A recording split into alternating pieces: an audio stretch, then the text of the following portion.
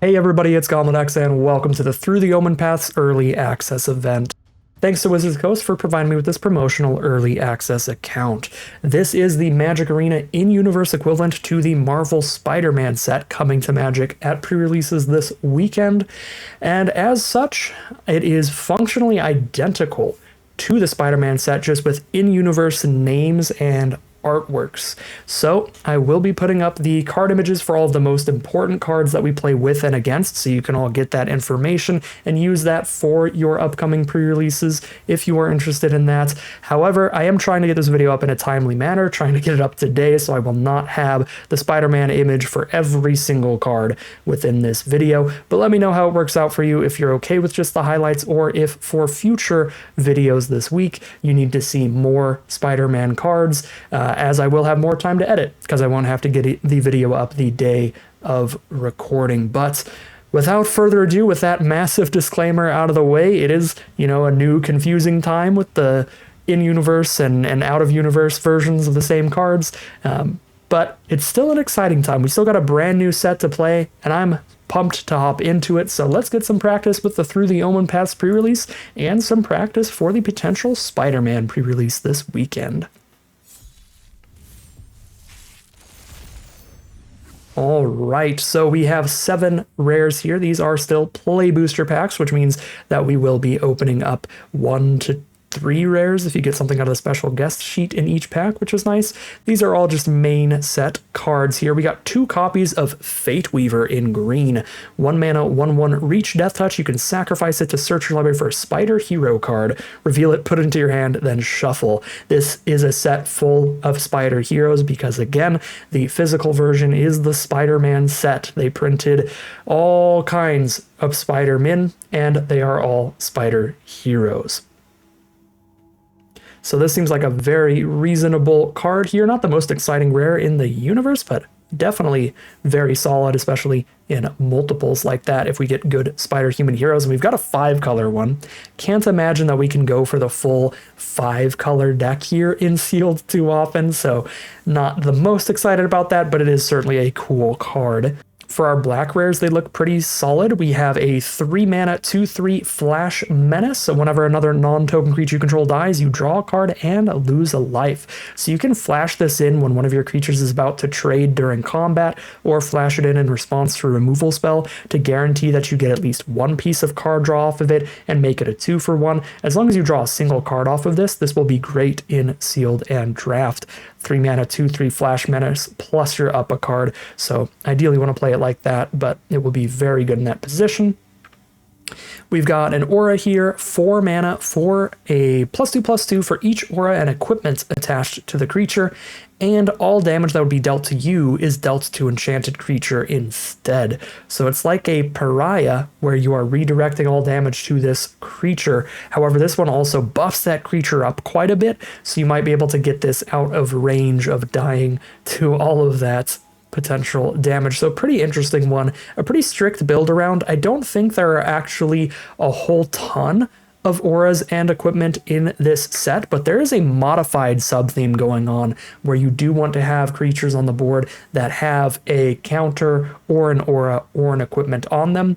So with the right cards open alongside this, this could end up being decent, but I don't imagine it will be good in most sealed pools.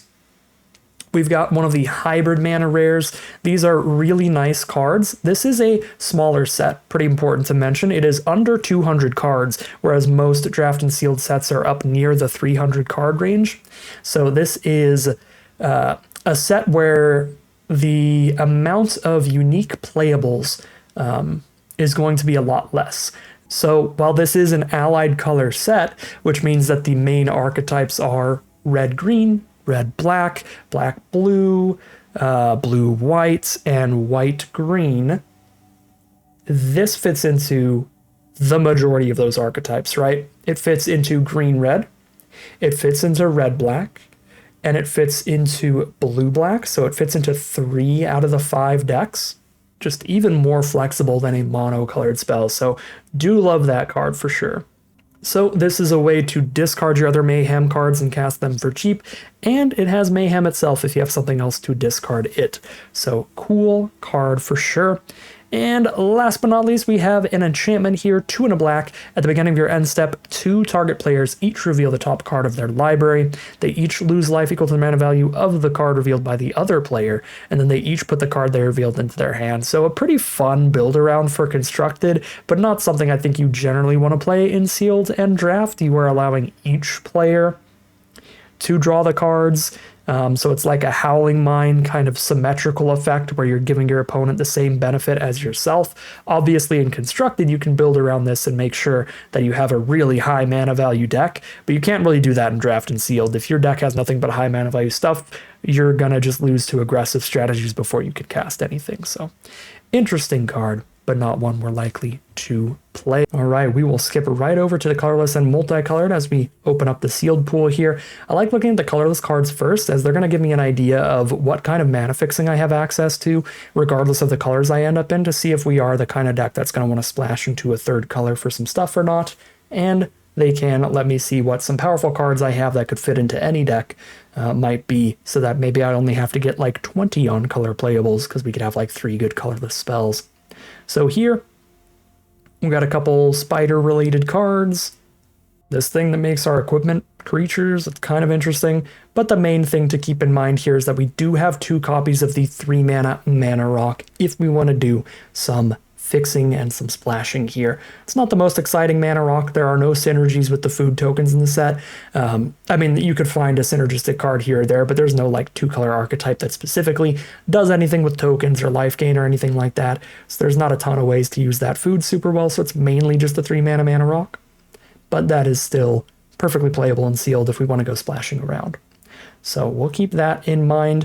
And then I like to look at the multicolored cards, because some signpost uncommons, some 2-color uncommons, can often be almost as strong as a rare, and they can give you a good sense of direction, giving you a card you could build around that might make for a pretty powerful deck. So I do like to take a peek at those and keep those in the back of my head as a potential color pair that we could play pretty well. Now in this set, because it is a smaller set, it is only going to have 5 specific 2-color pairs supported. So there are 5 specific main archetypes, and those are the allied colors. So again, red-green, red-black, black-blue, blue-white, and white-green. And we'll see that here as we look at the multicolored cards. There's blue-white, there's blue-black, there's black-red, there's red-green, and there's green-white.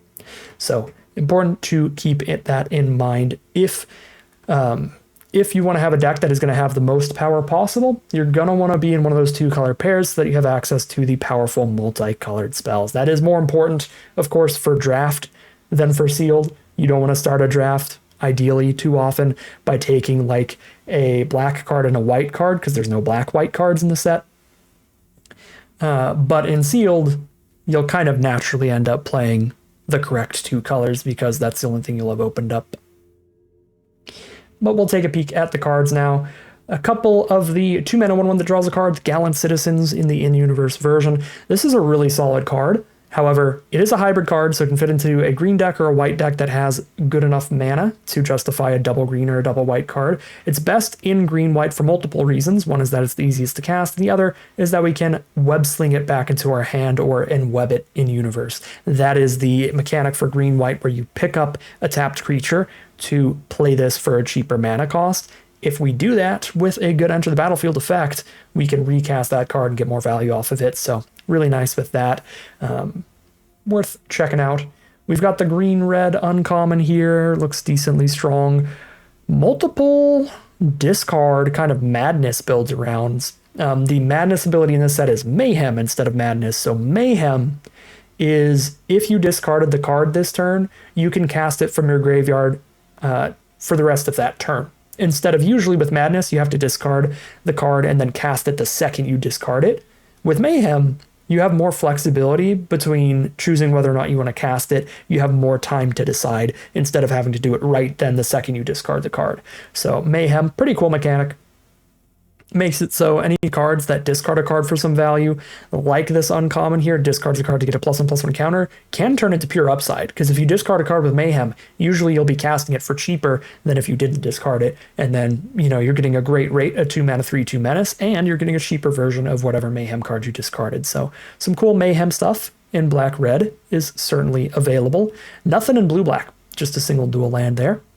And for blue-whites, we actually got quite a bit. Blue-white is a modified color pair, so this cares about having creatures with counters on them, with auras on them, or with equipments on them. And if you have that, then you can use this Signpost uncommon to draw a bunch of extra cards as you're damaging your opponent, which is quite powerful, even by itself. You could play this, put a +1/+1 counter on a flyer, chip in, draw a card. It's a great turn, even if they blow this up the turn after that. So very, very good card, as are these hybrid cards. These are the hybrid cards I'm the most interested in. When it's just one single hybrid mana pip, this is very easy to put into a majority of decks. 1 white in 3 or 1 blue in 3. Lots of decks can easily get to that, especially a blue-white deck. This will just never be uncastable if you have 4 lands on board. And this is just a 4 mana 3/2 flying during your turn. And when it enters, search for an aura equipment, put it into your hand, and shuffle. So 4 mana, 3/2, flyer, draw a card. I'm absolutely in for that card. So this is probably the favorite card I've seen so far. For the flexibility, I would really like to play a deck that has access to blue or white, and we could run those. So it could be green-white, it could be blue-black, could be any of those kind of strategies. There is some good Mayhem synergy going on here, so we'll definitely have to take a peek at black-red as well, but playing anything that has either white or blue looks pretty exciting to me. Now, we will take a peek at every color individually and see just kind of the quantity of creatures and the quantity of removal spells in general. That is just a good thing to check out, and whatever has the best mana curve, the most interaction, the most synergistic looking stuff will probably be the colors that we end up playing. So let's check out our white here first. This color looks perfectly reasonable. We obviously have a good count of creatures and they're spread out throughout the mana curve.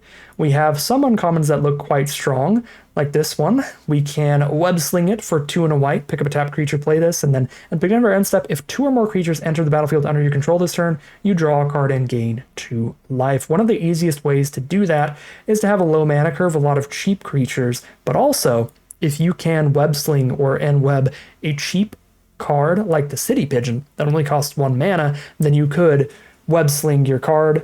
That's a creature going to your board, pick up your 1 mana creature, and then replay your 1 mana creature. So all I would need is 4 mana to do that with this uncommon, recast the City Pigeon, and immediately draw a card that turn. So I think that this is my favorite card that we see here in our white, and it looks pretty interesting. And of course we have the great hybrid blue-white spells to keep in mind too. Blue again looks like it has some decent creatures here. None of these cards are like really exciting to me. And we don't have too much interaction here. We have 1 bounce spell, 1 thing that makes something a 1/1, so I'm a little less high on the blue than I was on the white. Although white has similar issues, it also doesn't really have any removal. So black here is kind of the polar opposite. There's not a lot of good creatures here, but what we have is some great removal. We have 2 Scorpion Sting, 2 mana instant, -3/-3. We have the 3 mana, put a creature on the bottom of its owner's library, you lose 2 if you control a villain. That's an instant as well, so that's great removal. We also have the big villain sorcery removal spell. A lot of villains-based stuff over here, but some powerful removal. That's 4 removal spells, 1 potential board wipe as well. Very good interaction out of the black. And then again, not the most creatures here. There's only a few. They're all low mana costs, but there are good value plays. We have the rare that we opened that can draw a card when our stuff is dying, and we also got the tombstone that can return a villain from our graveyard to our hand. That's another good value play if we have a villain in grave. So the one issue I'm having here is that I like the white and the black best, and we wouldn't be able to play any multicolored cards in that color pair. And then also there's pretty much no villains in white. There's very few. So it'd be better to be maybe blue-black, and we'd have access to the hybrid mana card still. That does look like an interesting spot to be because of the sheer amount of black removal that we have. It really makes up for the lack of blue removal, and blue's got a lot of villains. We have these 2 mana 1/3 flying vigilance cards. We have the clone villain. We've got basically all of our blue creatures being villains, literally all of our blue creatures being villains. So this would be a really synergistic color pair in terms of the creature types. And of course, we gain access to the dual land here as well. So I do like that idea quite a bit. Next up, we've got our red. A little bit less cards in this color than anything else that we've looked at so far. Are any of them super exciting? Or are we okay to move on just due to the quantity of spells we're getting in other color pairs? I mean, we have good Mayhem cards. We could absolutely go Rakdos Mayhem. We've got these big old hasty goblins, and we've got the Red Madness, Red Mayhem removal spell, I should say. Wisecrack, another removal spell. Yeah, there's decent interaction here, and there's some okay creatures. Again, not as many and not as spread through the curve. Our 5-mana legendary creatures are flexible, though. 5 mana, 5/4 menace, or a 2-mana combat trick early in the game. So that's cool. I mean, red looks pretty fine. We also have good Mayhem enablers. Romantic Rendezvous, discard a card, draw 2. Cast our Mayhem cards for cheap. Yeah, no, red is actually quite reasonable here. And again, our black looked really good. Multiple of these are villains as well. So maybe red-black is a better spot to be than blue-black, although we wouldn't gain access to our hybrid uncommons there. And last but not least, check out the green. Looks like some good beefy creatures. Some reasonable removal. Perfectly solid color here. It just doesn't really have any bomb power or anything. Just solid stuff all around. Man, this is a very solid sealed pool. Honestly, I think each color is deep enough that you could justify going a lot of different directions with it. But I think the funnest and potentially most synergistic archetype we could try to head into here would be towards that Rakdos Mayhem deck. So I'm going to try out that mechanic today for my first experience with the set. Alright, so here's a look at the build of the deck. This is the red and the black together with a lot of good Mayhem synergies going on. Decent amount of ways to discard our cards to get our Mayhem cards to get their cheaper mana values, and that's particularly good with a card like this uncommon here where we get to board wipe only our opponent's side of the board if we discard this to Mayhem. So it'll be a really fun time to try out all of the discarding Mayhem synergies, and also almost every creature in this deck is a villain except the adorable Spider Cat hero here. So pretty fun looking deck. Looks like a solid way to start off the set. So without further ado, let's finally hop into that gameplay and see how this does. All right, here we are now on the draw for game 1, I believe. Very reasonable hand. It's pretty interactive. We've got the miniature board wipe. We've got some removal. We only have the one creature here. But both of our colors... Oh, we are actually on the play. Both of our colors and some very reasonable spells here. May discard a card. So I don't have to discard a card to Kivney if I don't want to. So I could just pass through here, though, and then I can Mayhem out that spell. 2/2 Cat Villain gets buffed for +2/+2 for 3 mana. Sure, seems reasonable.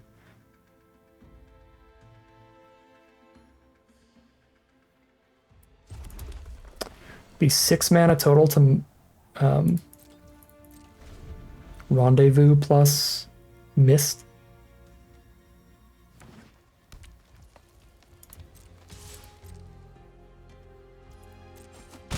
Kind of just trying to set up to a Mist board state here. Hopefully no 3 mana 3/3.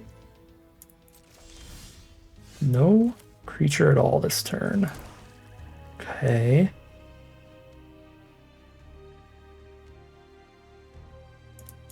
I guess I'm chilling still, and then I can just play the big 5/4 that survives the removal. Does this get any bigger? Nope, just a 2/2.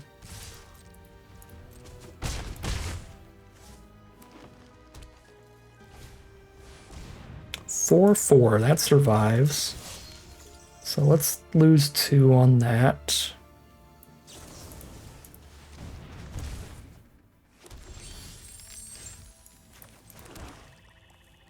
I need to top deck a land if I want to Mayhem this out. I could just hardcast it now and deal with the 2 threats. I think that's pretty reasonable. Down at 12 life, that might be necessary. I'm going to go real bold with it.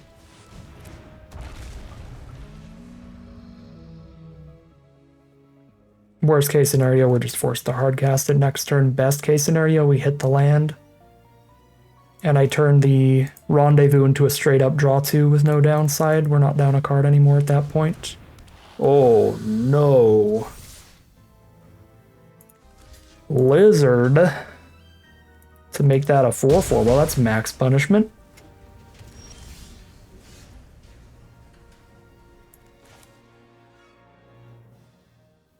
I guess we're at the point of just double 1-for-1 here.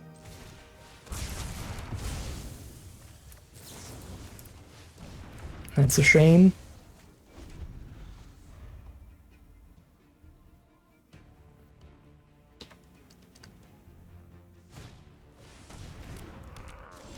Another cat. Once each turn.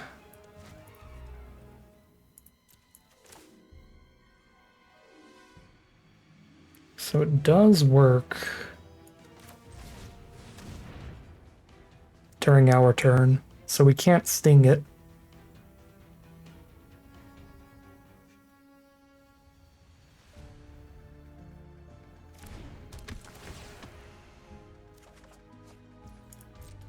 Get our big menacer.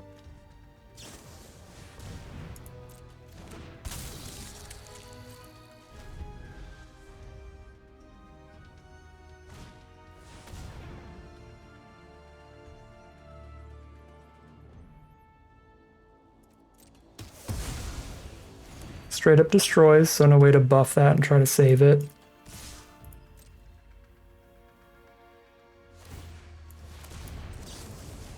Sting the cat. Just take 2. Okay. We have got to find more removal. Luckily, we have a lot. So let's dig with the Rendezvous now.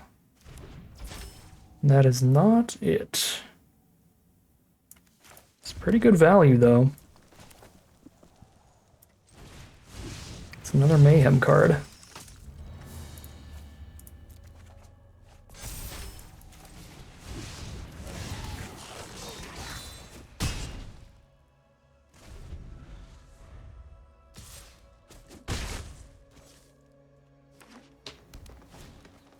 Alright, they got a couple 2/2s and they're just playing off the top outside of that. If we don't find a way to kill the flyer, we will be dead.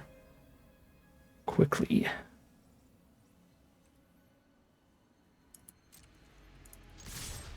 I think we actually outrace them right now, but they have these surveil lands to be more likely to draw decently. I don't think they only really have time for like one surveil though.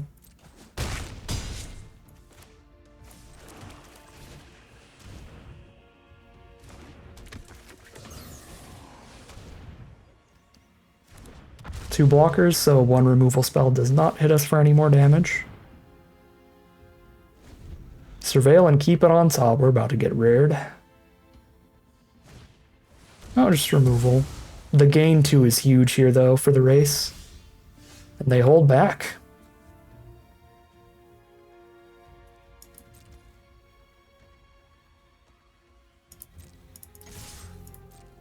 Send in the squad.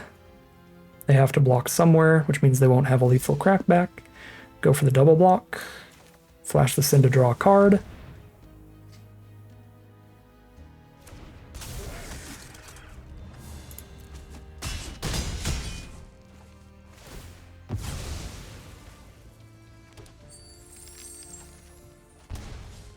Pass. Now they're completely playing off the top. They're at 5 life. We have 8 power on board. They surveil to the top again. Oh no. We have the top 9 cards of an opponent's library. Exile 2 face down. You can play both the exiled cards. Wow.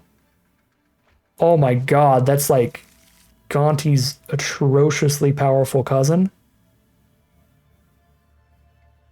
That could just solo us here if we don't top deck removal, because they probably got a removal spell out of our deck, because we do have a good chunk. And it was our life gain removal too, so even if we draw removal, they're not instantly dead. Wow. That's wild. The best cards out of our top 9 here.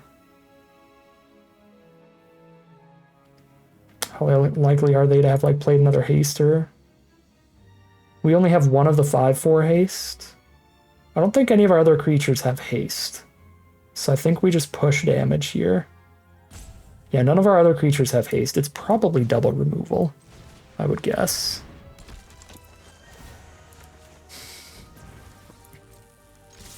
But of course they might have a creature in their own deck with haste. Yeah, that's not a good sign. What did they get out of our deck? I guess their only choice was chumping 3, so they actually didn't have a good block there, even if their card from our deck is bad.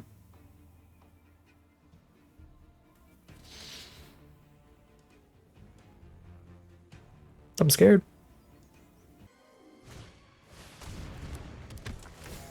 They top-decked an Archivist to return a card from grave to hand, and they get the life gain removal again. Oh, we probably dealt like 25 to them by now. We're gonna have to deal 28 to actually end the game. That's a good draw. That's actually lethal off the top, right? I believe it does. Yep, because attack both. There's the concession. That is 1-0 heading into game 2. All right, here we are for game number 2. We get the hasty cat hero turn 1. Let's go. Get in there. Probably wait till turn 3 to play this so that I can get a full draw 2 off Rendezvous. But I'll probably play it faster than I did last time, because this time I will not be giving my board. -2, -2. Another Jund deck, black, red, and green. There is the Mana Dork. Well, you know, in the interest of always bolt the bird, I don't mind slowing down their mana acceleration here. Just getting rid of that when I have a backup removal spell.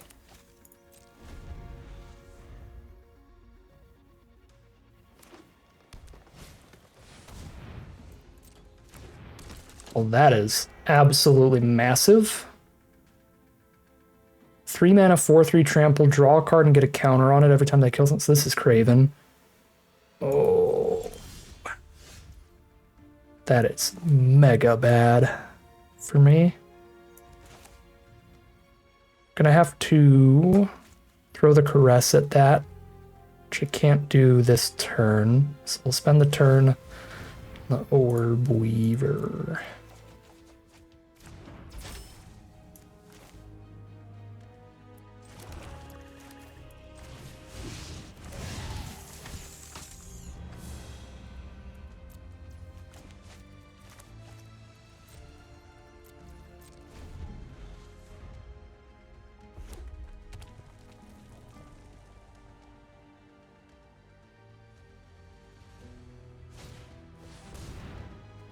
Okay.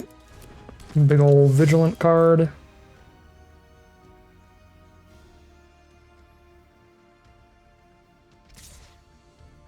Jam for 4.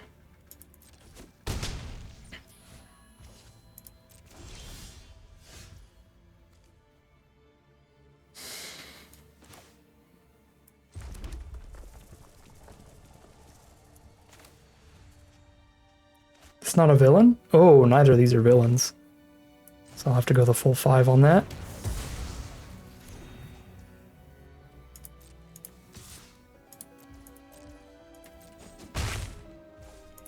Oh, really nice. Keep in mind, this does count itself. So at worst, it's a 3 mana, 3/4 vigilance. It's a very good card. Couple commons here, a Mana Dork and a Pinger. Ooh, for 6 mana, get some counters on it too. Scary mana sink. Don't appreciate that.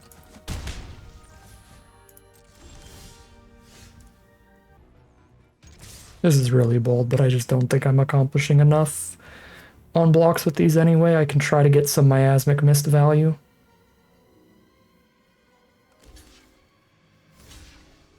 Okay. It's not horrendous, but not perfect. I guess I could just deal with the entire board if I want. 1, 2, 3, 4 cards to do that. They're at 2 in hand. I'm at 2 in hand. But then I don't have this to go with the card draw engine. Probably still worth it.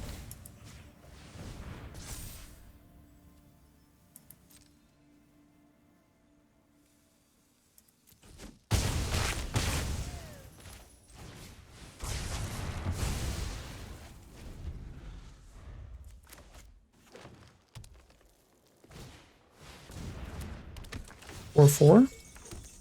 Can wisecrack that. Final card. Oh, they did that in the wrong order. They'd have drawn a card if they did that the opposite. Okay, so it is a top deck war. They get the first draw of the top deck war, though. And it's a really good one. 2 creatures off of 1 spell. Doesn't draw them a card off the Razorkin, though, so it's not the worst in the universe.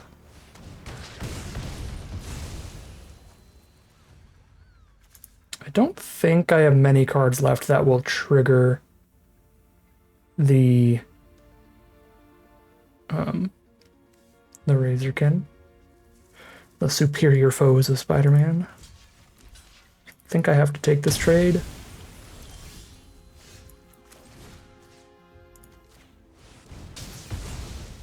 Alright.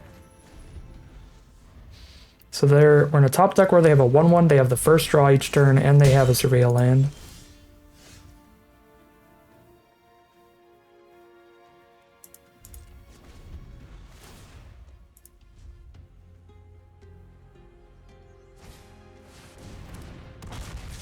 And we need to do any surveilling, they are hitting straight action here. Alright, we are dead in 1 more swing after this turn. Oh wait, no, we're dead immediately because this thing shuts off blocks. Oh wait, no, I'm at 1. 1 is not 0. Alright, that's game. That is 1-1, head into game 3. Alright, here we are on the play this time. It is the same opponent, I believe. So, you get a 2 out of 3 here, maybe. I guess if we lose, then they won 2 out of 3. We'll see. Let's start with the highest power creature here. No, shock. The classic. That is not a villain, nor is our Mayhem card, weirdly. The Common Crook is a villain, so we'll lead with that. Well, that is some solid fixing. We did not open up any of those. Pick up any basic from their deck, and they've got a vehicle left over.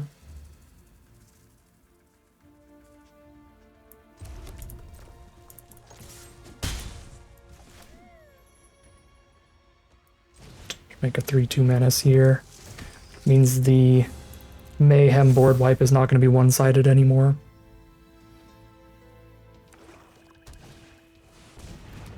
It's got 3 toughness anyway. Hey, that's a draw.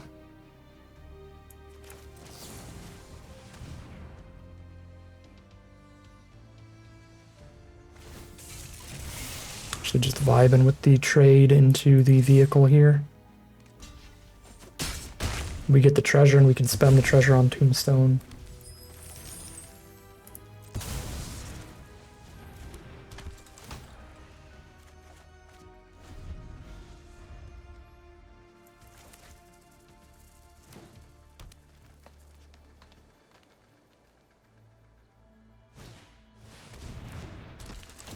Beefy card, but we got the menace damage still coming in.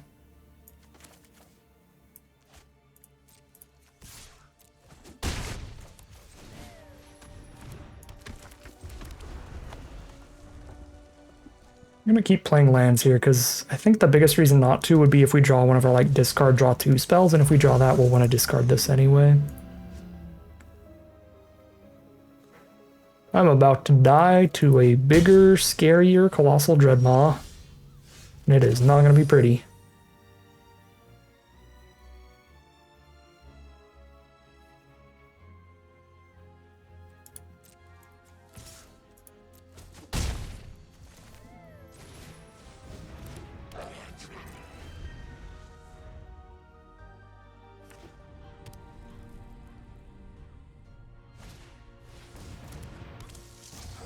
Ooh, play two toughness creatures. Okay, well, they blew up my discard outlet anyway. Put them to 6 off our next attack. We have to trade. Oh, can't be blocked by more than one creature. I can't double block it. Ooh. Shoot. Wow, that's actually really solid common.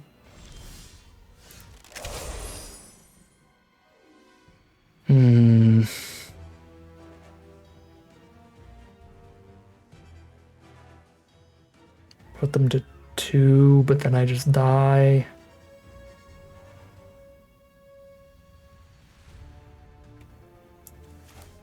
Their beef is too beefy.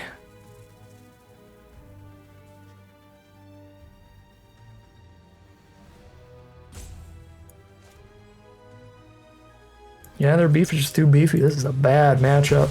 Hopefully we don't play against them a third time.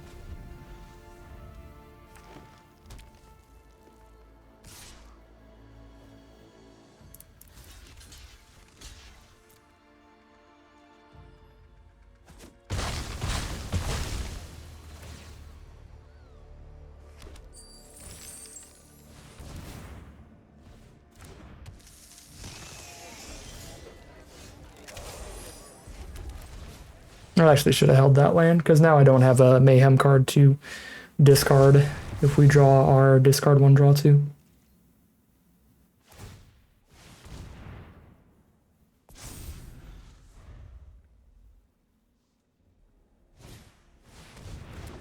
Oh, I got one of those. I haven't drawn it all day. Shame. Alright, let's hopefully play against somebody else as we head into round 4. Alright, new opponent for round number 4. No black source in the opener is very, very sketchy. But I can rendezvous to try to dig because the black spells are super, super powerful. I think the card quality is high enough in this opener to take that risk. I am going to do some digging.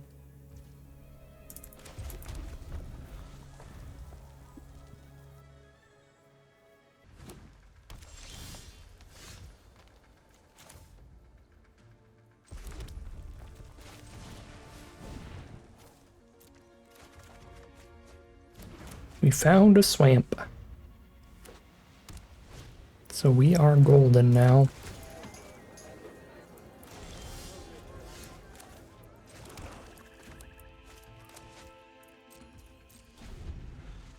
Green-white is the color pair of the web-slinging mechanic, returning tapped creatures to hand to play things for cheap, so we really need to get that off the board if we can here.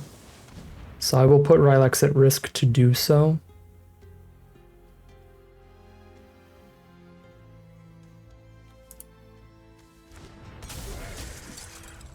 Agent Venom, I guess.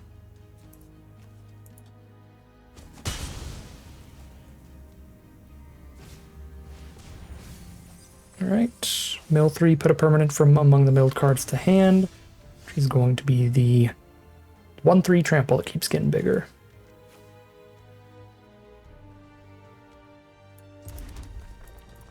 I guess we're chilling until 5 mana.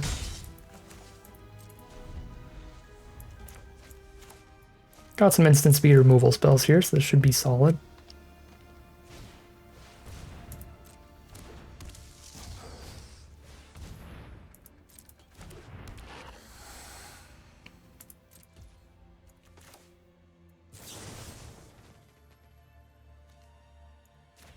Gonna boop the mana dork. And jam.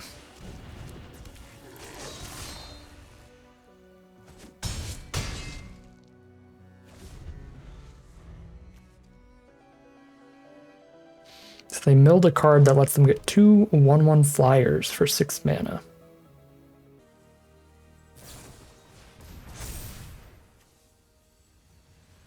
Put a counter on their lizards.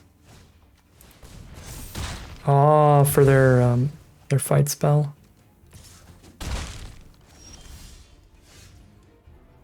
Okay.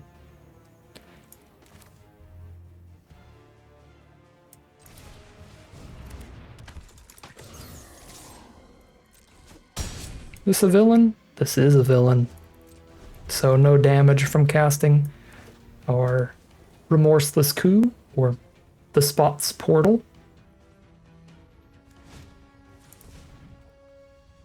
Rhino's Rampage. I like that that has the same name. It's pretty cute. If this resolves on that, then we counter their removal here, which is brutal. But they did play one hexproof trick. They might have a second copy. They do. They opened 2 copies of the same hexproof trick, which is very good in this circumstance. And now they have a 6 toughness blocker. Rough. Yep, get their flyers.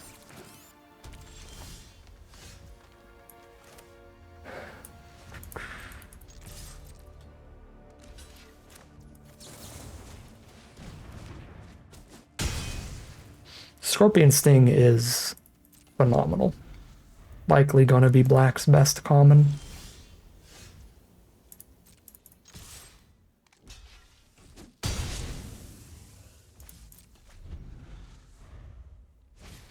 Although we've seen the Damning Caress or Venom's Hunger be really good as well.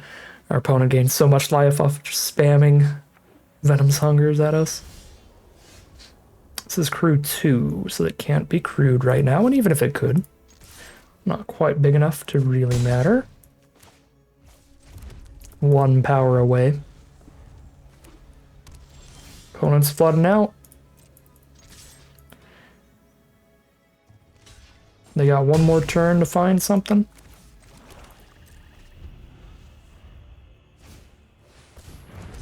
Oh my.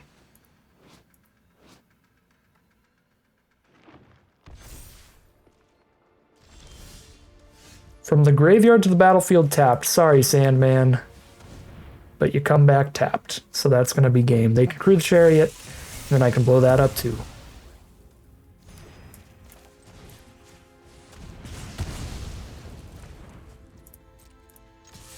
GG from opponent, and that is 2-2 heading into game 5. All right, here we are on the play for game 5. This is a very gnarly looking hand. We don't have anything for the Mayhem on our 3-drop, so that's a problem. But we have really great removal and a 2-mana play on curve.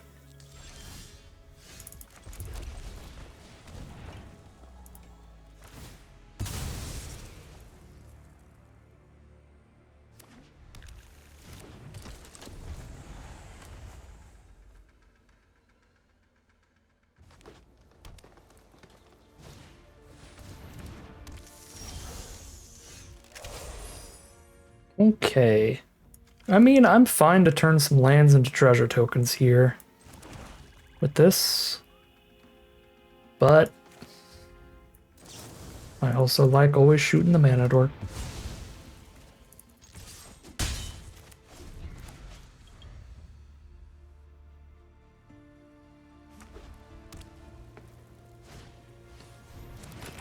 Whoa.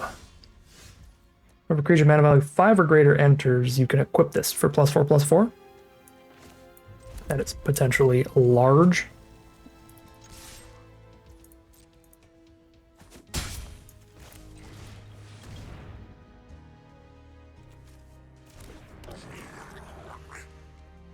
This is definitely a double-edged sword in this hand right now. Oh, that's one of the Flash Spider Man. Give itself flying. Sacrifice it to heroic reinforcements the board, hexproof indestructible to all their creatures. That is really good for only 2 mana invested.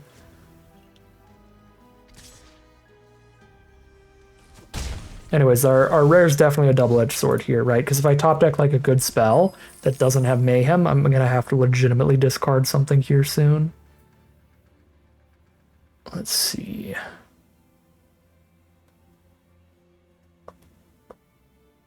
Double spell here. And I'm pretty good to just send. I kind of want to just send the 5/4 because I would love the double block, actually.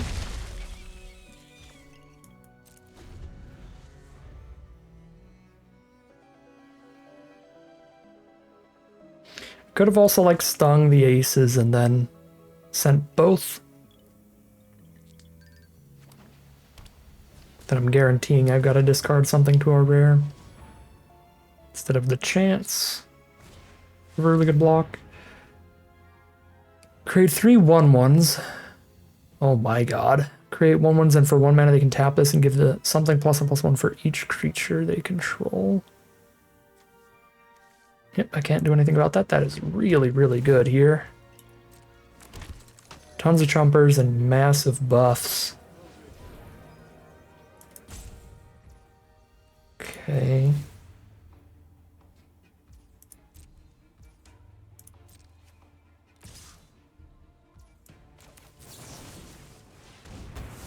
We will say lol.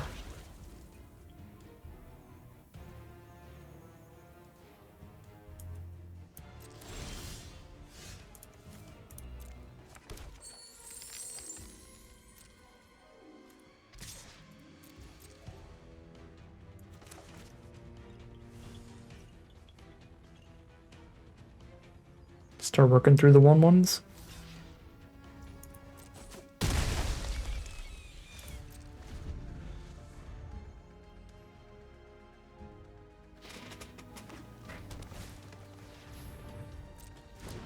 Okay. Actually, the City Pigeon of Nightmares here can get +5/+5. No, +4/+4, and then also the buff from the aura. And they get the food whenever we deal with it. Horrific.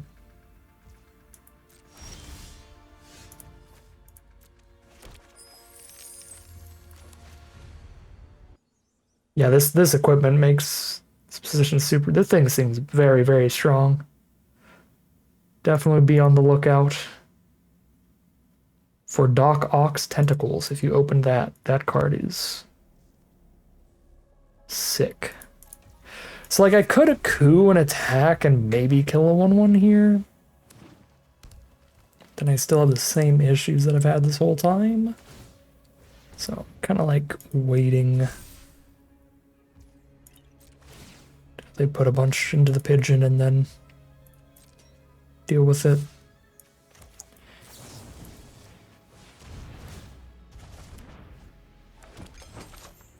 But then, even after all that, since they did play a land this turn, they also get to equip somebody else. I was hoping maybe by waiting they wouldn't get to re-equip, but they actually do have enough mana for everything still. Straws are bad.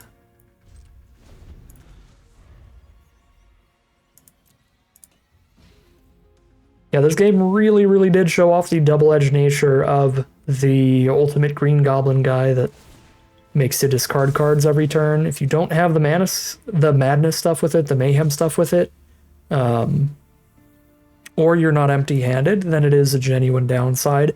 It has cost us a Scorpion Sting this game, which we'd still be in the losing position, but not quite as badly. We would have stung the Free Strider aces away and not been dealing with the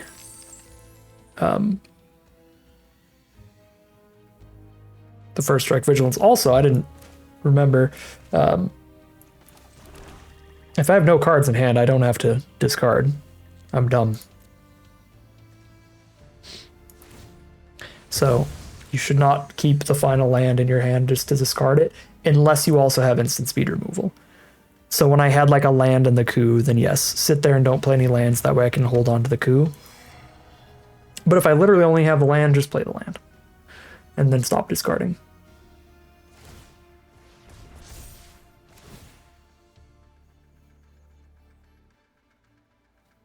Definitely learning the new cards here. But getting absolutely handled by these really powerful buffs.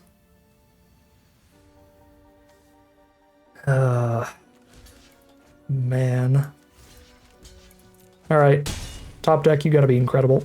I mean, I don't even think we have any solutions to an aura and equipment, just making everything super lethal.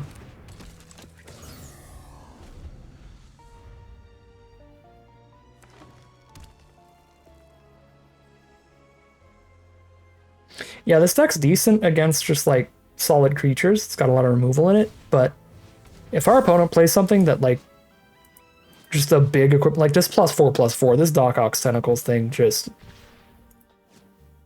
we cannot beat that thing. Because then we would have to deal with literally all of their creatures, including the most insignificant. And this one came with 3 creatures, so I'd have to deal with all those tokens. This isn't dead on board, but it essentially ends things because I have to go chump chump.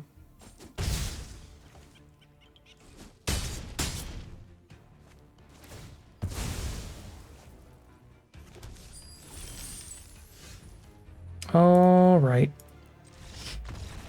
That is 2 and 3 for the Through the Omenpaths pre-release event. Still got to play with a pretty fun deck. I do like this Mayhem ability. I will say, as far as overperformers and underperformers go, things that how things worked out in the gameplay. The Ultimate Green Goblin, definitely a bit of an underperformer. There is a big risk to it that we saw come into play in that final game. And the body is honestly not the most insane. It doesn't have any trample or anything like that. And you are genuinely spending cards to keep it around if you don't have enough madness, which we have a few. Could potentially be good with, but probably not quite enough for that. Outside of that, though, I would say the removal in this set is quite great. So keep your eye out for that great removal and try to play your colors that has it. We've got the Knife Trick or the Pumpkin Bomb, the Scorpion Sting, the Remorseless Coup or the Spot's Portal, and the Damning Caress or Venom's Hunger. Those were all great spells for us. Wisecrack as well, which is Wisecrack in both versions. We didn't get to do anything with this version of the Green Goblin that discards cards and draws us cards every turn. I really wanted to try that out. Never got to draw into that. But more than anything, I think overall, had a pretty fun time. I think that great removal is great. As always, you want to get some great removal, play some of your best colors. If you have access to really good fixing, you can splash around. I do think the dual lands in this set are quite good, so maybe this could have been a spot to be splashing a bit as well. We did have a blue-black dual land, so could have splashed something there. But that's something we saw a lot from our opponents. Multiple Jund opponents in a row had multiple like red-green and red-black dual lands that turn into these surveilling ways to make sure that you're not flooding out in the late game, which is pretty nice. Green, I don't think I gave green enough credit. I will say, after playing against it, 2 of our losses against that same green deck, the beef is real. It is just hard to deal with cards like, even just a 4-mana 4/4, but 4-mana 4/4, 6-mana 6/6 for each trample, ward 2. Beefy creatures were a problem for this deck, despite the massive amount of removal for it, because it is -X/-X, it's damage-based. Stuff that cannot kill the big old 6/6 trample ward 2. So green beef might be a very, very viable strategy in the set. And we had just green beef. I mean, I looked at it and I was like, it seems less interesting to me because it's just green beef, but even if it's less interesting, maybe it's just strong enough to still be absolutely worth it. But I wanted to try to do some stuff with some of the new mechanics and stuff, and I don't think we'd be doing a lot of that in our green. We would just be playing the beefs. So solid way to start the set off, even if it didn't end in a particularly solid record. But again, while that is going to end today's video, I am going to be recording more of these to upload throughout the week leading up to the launch of Through the Omenpaths next Tuesday. And of course, we have Spider Man pre-release this weekend, so I will be trying to put some of those card images up for you and naming some of the Spider Man cards so that you can get the information you need and get a little bit of practice in, a little information in for the pre-release before you head there yourselves. But do let me know in the comments below, how do you think I should be doing the Through the Omenpaths early access event in terms of how I edit things.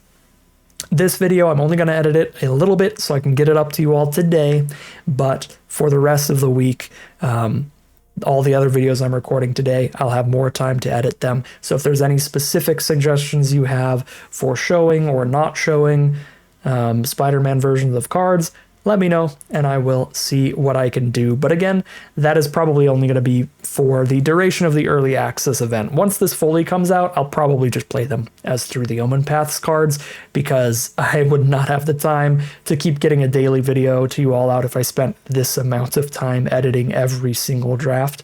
So just for the early access event, I will be providing Spider-Man card images. Exactly how many card images, I guess that'll be up to you, but for today's video, you'll have seen it already. Just a few, just the big important cards. But that spiel out of the way, just trying to get a little info from you in the comments. I really want to know, because I have no idea. It is a confusing time for us, but an exciting time. It's a new Magic sets. Yeah, with that all out of the way, that is going to end today's video. As always, I'd like to thank my patrons and YouTube members for their support, as well as you for watching the video. If you enjoyed it and you're interested in seeing some more, you can always like, comment, and subscribe to tell the YouTube algorithm to send you some more in a recommended feed. If you'd like to catch me live, you can check out the Twitch channel in the link in the description below. If you'd like to support the channel directly, you can check out the Patreon link in the description below. And other than that, as always, thank you very much for watching, and I'll see you again soon for some more Magic Arena.